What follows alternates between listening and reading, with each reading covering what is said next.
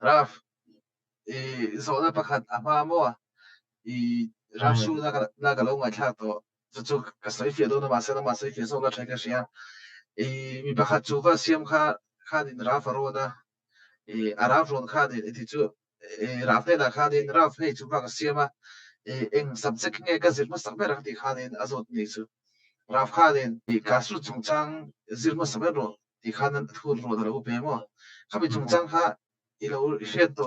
ilo soi to sur to da changin tlemi soi fe them ka su nga tinge Raf ten thu ro na an pe ma sak subject dang ko pui mo fi tho bok sia ti kha chu teng soi pa chu ka ne lo banga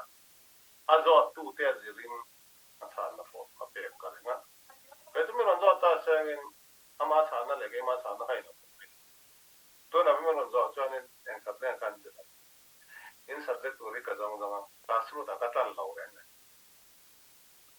pathian kan bia ki tu me ni ti mer sia patamo adu zong sha patamo tu zo chuan classroom lama classroom po tu de ka sem kan zo pek zo no wa ba khan kan da tan te classroom ta sang ni ma sen ko tok ke de ya khanin khame azira khanin to na kan zir tan chena po tan classroom te po ka kan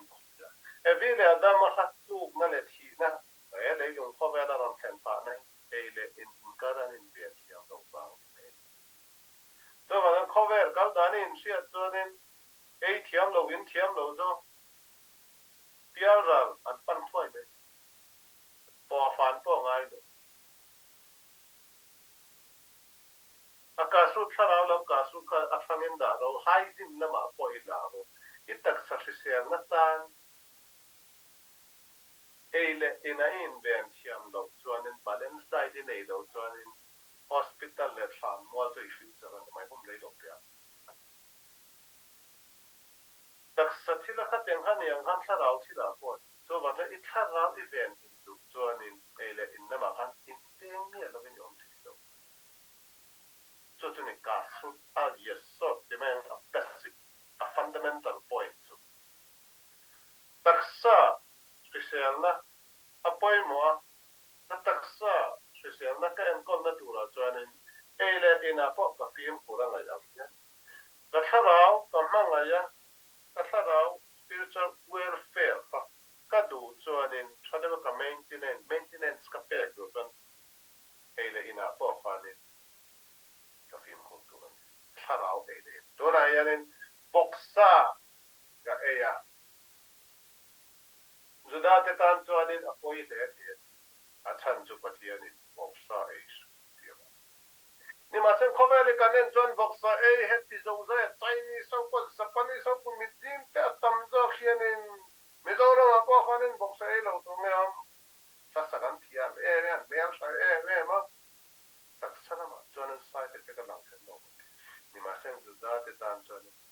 sara pati por pa so tharau welfare tharau shisel na du tuanin hatian tharau shisel na du ra khanin bible in esu ati ho e lo ha tharau ha muang chanin alo thiang he ma iswan pathian thu tharau thu ani tu ra nga tharau thiang he alu na tu ra khanin kan taksa kha kan ti thiang he tan pasoi tu lo ngai lo bible hi doctor lekha bu ni lo tharau lekha bu so ma jan tharau thada bayan kol jan bible la esu yo ye lo jan tharau ta aksata na just many pe don sa sa po esu okay sa e ni en zan ni an chi de ne an na mai na ma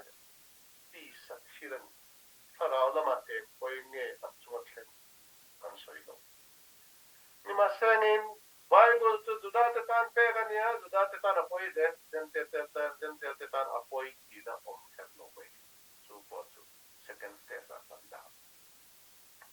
Ene na Judaism kan de tuanin den ter pa tan Zudalo tan at hiang ha ene tan at hiang lo ni te ya. Te kan na karon pe. Midang tan at hiang to, ui thiam tan hiang lo om. Ui thiam tan at hiang to thiang zo ui thiam te tara thiang zo ui thiam lal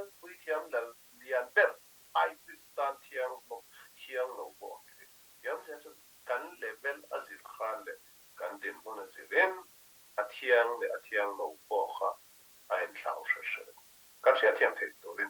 ก็ทะลึงนารันตันจนเราไปภาษาไทยก็อารมณ์เชียงอันนี้ sister mother monk pop วิศวไปดูตัวนี้เราไปภาษาไทยก็เทียงตัว